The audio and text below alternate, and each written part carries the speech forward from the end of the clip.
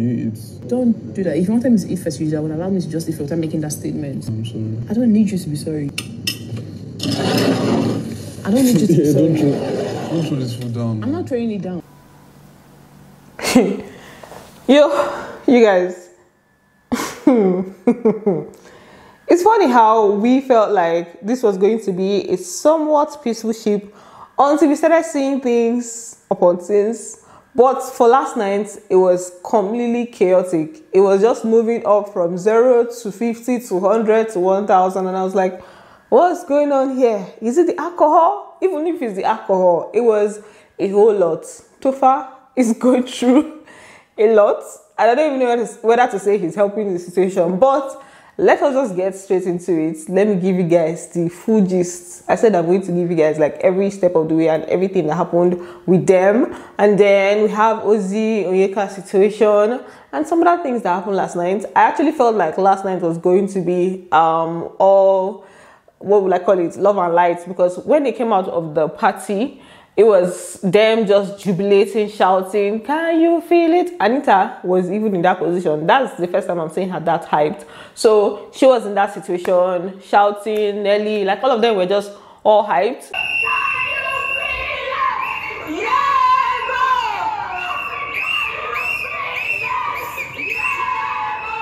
So I felt like it was going to be love and light, only for things to just keep going, and it now went from love and light to hatred and darkness. So let's get straight into it. Welcome back to my channel. If you are new here, please do to subscribe, turn on your post notifications so that you can get notified each time I post a brand new video, and do not forget to give this video a thumbs up. So like I said, last night was giving love and light. At this point, the camera was in the locker room. Handy, Ozee, they were just, you know, gisting randomly. Even Topher, Onyeka, they were all in the locker room. And then Topher now went to the restroom area, and the next thing I heard Anita shouting, and I was like, what is going on? How did we get to this point? I don't hear our voice this night. I think God beg you. What are you upset about? Topher, just let me change, please. Just let me get changed. Just that's what I'm asking for. Just let me get changed. Why are you raising me? Let me get changed. So that is how it all began, right? And you know, when she went back in to get changed, Topher was now back in the locker room. Onyeka was now asking, hey, what happened? Hope it's not because of me.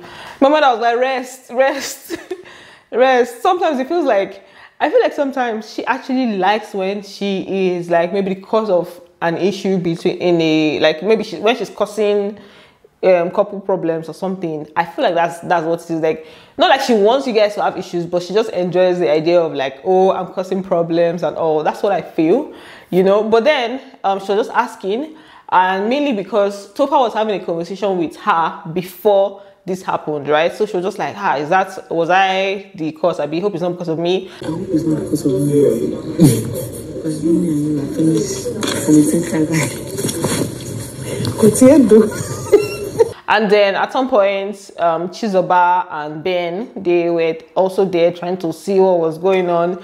She was now, Onyeka is a character. She was on the side trying to peep, like, okay, what's happening? And then after the whole bathroom shenanigan, Anita now came out to the locker room. She was trying to like get her stuff together. The part that kind of annoyed me from Topher's angle is the way he was following her around. Like, okay, this person is angry, she's moving around, she's trying to do something, you're just following her up and down. Like, it's definitely going to be more annoying, do you get?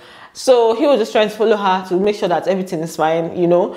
And then at some point, she now even like changed it for, she just changed it generally. Nelly told her that somebody was eating her food or something like that. She was like, who's that person? This and that. And then she was talking about the locker room being scattered, people keeping their towels here and there. She was, at this point, she was just getting angry at like everything that was going on. That's when she was noticing all the deaths. I mean, how everywhere was scattered. She later went downstairs, was arranging the dining. I see, hey. Why is this in this now? Is anybody possessed this snack? I don't understand. Come on, no. I'm good, but like, why would you eat somebody's food? No one is eating. She's joking with you. No, because tell me, this afternoon I saw tampon on the floor. Like, if you're not mad. Are you serious? That's alright. Then at some point, while they were still upstairs, Anita said something. Nelly was laughing. Topher was also laughing. I think she mentioned someone's foundation being on Topher's clothes. So she was not laughing. He was laughing. Nelly was laughing, and I was like, okay, I guess everything is fine. Maybe now the highness, they make her brain make her brain touch. So I felt like everything was okay. Now, when she now went downstairs, he went downstairs with her to just make sure that, you know, she ate the food that was kept for her. So they went downstairs together. And I don't know whether his presence there and the fact that other people were not out there was now annoying her more, because it was now just them. So it's like, okay, let me now pour my anger or something. Because when they now sat down, my guy was obviously, his face was not the brightest, obviously, because he was trying to find out what was going on and she wasn't giving him any answer. So his mood was down. That's how they attacked him, for his mood being down. Now, what is that face he's giving? I say, hey. What are you looking upset for? You don't have to be here. Please, I don't need this energy. If you're going to be upset, please just go upstairs. Am I not the one that will say if I'm upset or not? I don't know, but what's with the face? How's my face like? I don't know. You look in the mirror and see what your face is like. You guys, do you know what caused all these things? He was with her, right? You know, they came back from the party. She was tipsy and all of that. So he was with her, trying to like make sure everything was fine. He got her face wipes to help her like wipe her makeup off. He now asked her whether he can help her. He should help her, whether she needs help with that. And she said no, there's just one. Let her do the face, you know, let her wipe her face off by herself. He now went to stand by the staircase, by the rail, and he was just sitting with Onyeka while still watching to see that she was fine. That kind of thing, like you're not standing beside her, obviously, but then you're kind of trying to watch to see what was going on. And her issue was that he was not by her side. Like she wasn't feeling okay, and he was not, in fact, inside, like he wasn't by her side. Basically, that was basically what happened. I asked, can I assist you? He said no, so I was probably waiting for the next phase of what you want to do next. So I stood just here and I was looking directly at your side. And then when I saw you get up, I got up and then I followed you as well. And then he started shouting. I'm like, I don't understand. So her own argument was that if he was the one in that position, she would have been by his side. She would have definitely, tried to make sure he was fine and stuff. Although he did not completely like leave her and everything, but she said if she was the one, she would have been there by his side. He was now trying to, at this point, he was still trying to pass the message across to her that, okay, this is why he's having an issue with the situation. Because he now said, at some point you were rude, but that's fine. That's why she said, no, she wasn't rude. This and that in the bathroom. This is what happened, that and that. And she was not trying to justify why she acted the way she acted. We're good. No, we're not. I just felt you were rude at some point, but I understand. When? In the bathroom. Don't tell me I was rude. I was not rude. I know I'm not completely myself right now. And if it were you, I would be by you. Do you understand? But you were having fucking conversations. And I even told you, like, would you help me? You say yes. Like, stop saying you will help me if you know you would not help me. For me, I think that Topher needs to be more assertive. He needs to be more like, okay, don't speak to me like this. Don't do this, don't do that, don't do that. Because even when she does something that gets him angry, he doesn't lash out like that. Even if this is what he did, she did not like it, she did not have to pass the message across like that. Like, okay, let him know that this is what it is. Even though, I'm guessing that a little bit of highness caused that. But even before then, there are certain times that she has spoken to him in a manner that is not so nice. And this is someone that is gentle with you. And if he's angry at you, he doesn't act like that. So why do you have to now, this, that, and don't, I think he should be more assertive, like I said. Just make her see that you shouldn't be speaking to me like this. Except he doesn't see an issue with it, or I'm sure he does. Anyway, speaking of apologies and things that were going on last night, we also had Wanni apologizing to Shaun for whatever reason. I don't know what it was, but she was now saying that she knows she can be a handful, and Shaun was saying that she should stop apologizing. That is even more annoying. That to him, apologizing, I'll be saying sorry when the behavior is still the same, is even more annoying. And that he doesn't deal with she was saying I know I can be a handful. He was not saying he doesn't deal with like handful. Basically, he doesn't like to deal with people that are a handful. But in her case, he's just trying to be more accommodating. He's trying to compromise because he likes her. I don't want to. Sorry, does more damage when there's no change. I know that it can be a handful. I usually don't deal with handfuls, so I'm trying to be as patient and accommodating, compromising with you because I like you. I'm not perfect either. I have my flaws, but for the most part, I'm calm. So he now proceeded to say that at some point, this whole thing will not be worth dealing with, that he doesn't want to get old quick. He likes peaceful situations, yeah? And that she has a peaceful side, but she also has like the other side that is very careless. And I was like, you have been dragged. There was, to me, that was literally like dragging someone to their face and stuff. For me, I'm just like, at some point, it's not worth me dealing with this stress. Because I don't want to age quick. I want to be peaceful. Usually meet other peaceful people, and you have a peaceful side as well. But you have some sides that are just very careless.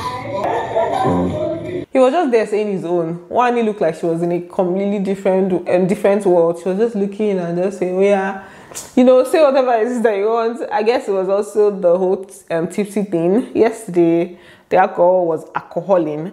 And we also had Ozee and Onyeka. There were a lot of confessions last night, the whole thing of, oh, I really care about you. And he mentioned that he just talked about caring about her the most after his brother. She's like the next person that he cares about the most in the house after his brother. And then that whole part went on for some time, yeah. And then she now told him that, okay, he said he cares about her and everything, but that there's somebody that loves him in the house, right? And he was not like, okay, who's the person? She didn't want to say, but I feel like we know who she is talking about. He said I'm 85%. You see, I wanted to say that so. What does he say? Say he loves me. It's not you. For me, I care for you. I've never denied it. No, I didn't ask you whether you care. You don't love me? Of course I love you. So they just continued with their confessions of love and care. And then at some point, Ozee now told her that when they leave the house, he would tell her some things that he has not told her currently. And that he's also going to make sure she's fine outside the house. He's going to basically take care of her. She's his responsibility outside the house. And she was like, definitely, because she doesn't really know a lot of places in Lagos. She's new in Lagos, so he has to definitely take care of her outside the house. When both of us are outside the house, ask me to tell you about myself. I'll tell you some things that you never know. Alright. Outside the house, you're my responsibility. Let me go to you because you know I'm not going to Lagos. No, but you're my responsibility then. Yeah. And if I call you and you don't pick Ozee, I'm going to have a problem with you. Somebody said Ozee doesn't have a girlfriend outside the house. And if that is true, I would not be surprised because he's moving like he just said that, just, you know, called the car, you know, he has somebody outside. I don't know, some people just do that in this Big Brother house, or maybe there's somebody that they're thinking of or they're reasoning or something. I don't know, but if that's not the case, if he doesn't have anybody outside, I would not be surprised. So he just said that, and then later on, they went to the living room area. They were playing Ludo. Cassia has been playing Ludo since like all through the day. So they were just playing that, and then Onyeka was now telling Ozee that, you know, he needs to be more sweet towards her, and that Ozee is also sweet with Chizoba, and then he was now apologizing that, you know, he's sorry. He now displayed some sweetness by pecking her on her hand. I mean, like kissing her hand.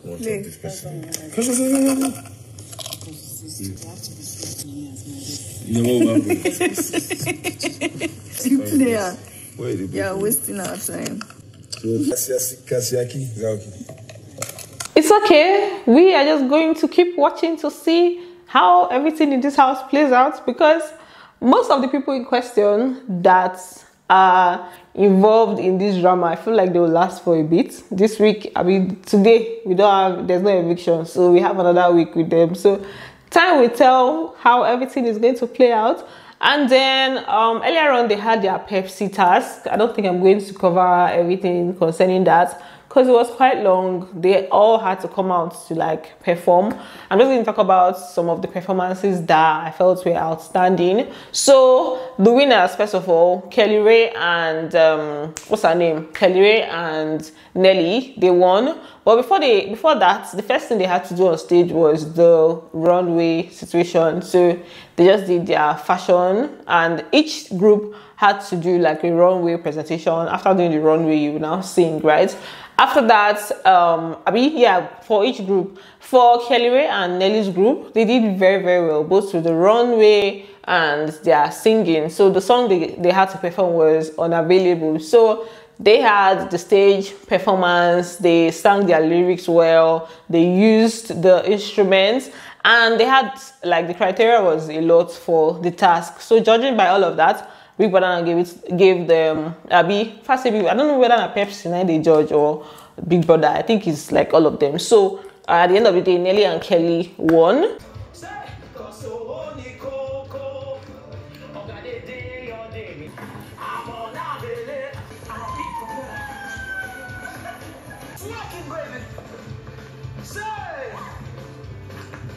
And then another performance that was really good was between Wanni and Cassia. They sang Them Go Feel It by Davido. They had like a really nice choreography, and they had the stage presence. They had everything, Sha. They were very good. The runway was also good. I think just a few situations that, like, maybe not using enough props on stage or whatever, judging by the criteria. And then Anita and Topher, theirs was also very good. They had the stage presence, they performed well, they sang their lyrics well. I think those were the best. And some funny ones, like TJ. TJ was literally was a clown on stage. He went on stage with Onyeka, and it was just funny. Another funny set was Shaun and Ben. Their own, I knew that it was going to be a disaster right from when they were practicing. They don't know their lyrics well. Ben was being so dramatic on stage, and at the end of the day, Shaun was feeling like they did okay because they used the entire stage. It's not by using the entire stage, my dear. It's by using it right. So yeah, the other housemates, they were okay. They were chill, they were carrying. They lifted hard. Ozee was doing carrying on stage. Kiniko. They forgot that they are supposed to sing the song. They forgot the lyrics. They were practicing for, what do they call them? They were practicing for the dance instead of the lyrics, the song. So yeah, that's how Kelly and Nelly won. Their prize will be announced later. Anyway, that's it for this video. Thanks for watching, and do not forget to give this video a thumbs up, and I'm going to see you on the next one. Bye. I love you.